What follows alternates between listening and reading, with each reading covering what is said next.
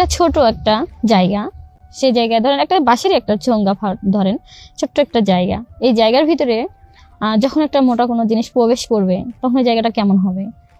তো যখন মোটা জিনিসটা প্রবেশ করবে একটা ছোট জায়গার ভিতরে, তখন ওই জায়গাটার অনেকটা সমস্যা হতে পারে। তো ঠিক তাই এমন, যখন আমার বিয়ে হয়েছে তখন আমার বয়স ছিল 13 বছর, আর আমার জামাইয়ের বয়স ছিল 35 বছর। তো যখন সে আমার কাছে আসতো, প্রথম যখন আসছে, তখন আমি নিজেকে কখনোই তার কাছে যাইতে চাই নাই, কারণ তাকে দেখলে আমার অন্যরকম একটাই ভয় লাগতো। তো এরকম করতে করতে যখন আমার 13 বছর 13.5 বছর হলো, তো তখন সে আমার কাছে আসতো।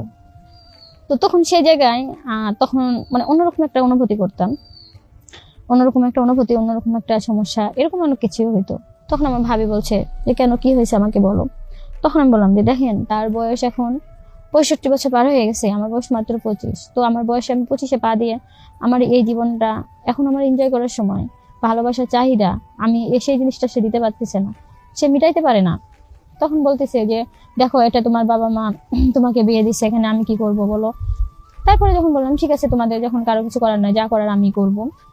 তো আমি এক ছেলের সাথে রিলেশন করতাম, তখন সেই ছেলেটাকে আমি ফোন দিয়ে বা ডাইকে নিতাম যখন সে থাকতো না। তখন আমি তাকে ডেকে ডেকে নিয়ে আমি আমার মনে চাহিদা মেটাতাম। তখন একদিন সে আমাকে বলল যে আসলে দেখো, আমি চাই না তুমি আমার সাথে আর সংসারে থাকো, কারণ আমার বয়স হয়ে গেছে, তুমি হবাই এখনো 25 বছর পার দিছো।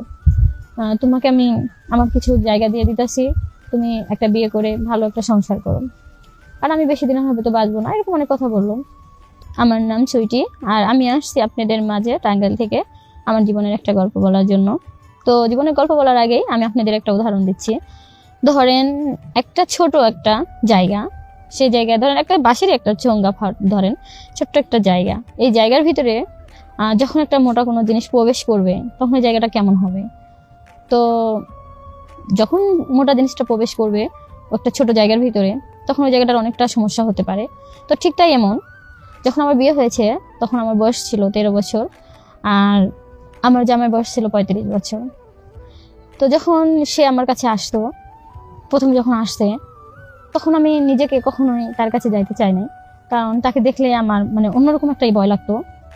তো এরকম করতে করতে যখন আমার 13 বছর 13.5 বছর হলো, তো তখন সে আমার কাছে আসতো।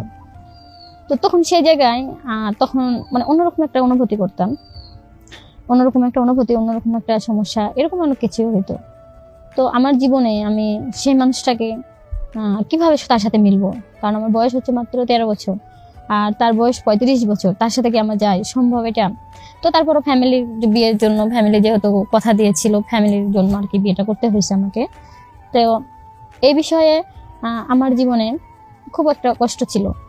তো তার সাথে যখন আমি এক এক করতে করতে আরো 3 বছর 4 বছর কাটাইলাম, তো তখন তার বয়স হয়ে গেল 65 বছর বয়সে।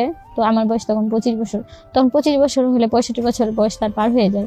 তো তার সাথে আমি কিভাবে সংসার করবো তখন। তো কারণ ওই সময়টা তো আমার জীবনের সময়টা, ভালোবাসার একটা সময়, আমার জীবনের শরীরের একটা অঙ্গ চাহিদার সময়।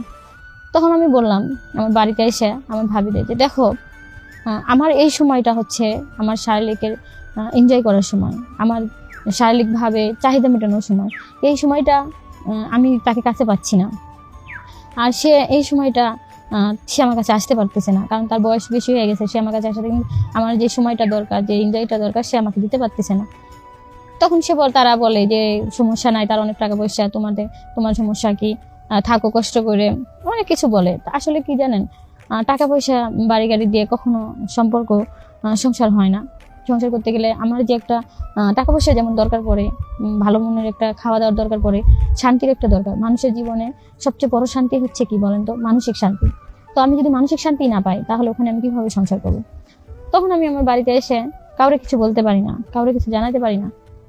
তখন হঠাৎ করেই আমি আমার ভাবিকে একদিন বললাম, ভাবি আমি ওখানে আর যাইতে চাই না, আমি ওখানে সংসার করতে চাই না। তখন আমার ভাবি বলছে যে কেন, কি হয়েছে আমাকে বলো। তখন আমি বললাম যে দেখেন, তার বয়স এখন 65 বছর পার হয়ে গেছে, আমার বয়স মাত্র 25। তো আমার বয়সে আমি 25-এ পা দিয়ে আমার এই জীবনটা এখন আমার এনজয় করার সময়। ভালোবাসার চাহিদা আমি সেই জিনিসটা সে দিতে পারতেছে না, সে মিটাইতে পারে না। তখন বলতেছে যে দেখো, এটা তোমার বাবা মা তোমাকে বিয়ে দিচ্ছে, এখানে আমি কি করব বলো। তারপরে যখন বললাম ঠিক আছে, তোমাদের যখন কারো কিছু করার নয়, যা করার আমি করব। তো আমি এক ছেলের সাথে রিলেশন করতাম, তখন সেই